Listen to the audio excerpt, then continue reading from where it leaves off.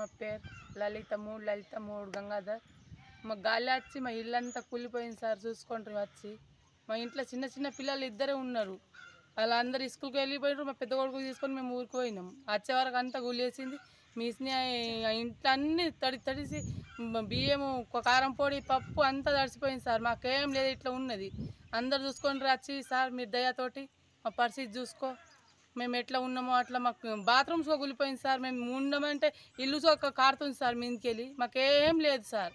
చూసుకోండి వచ్చి మీరు అందరు రాండ్రి సార్ మా ఇంటికాడ అందరు చూసుకోండి. ఈయన అవుతున్నాం గారు మా టండ వచ్చి చూసుకో సార్, ఫస్ట్ టండ సార్.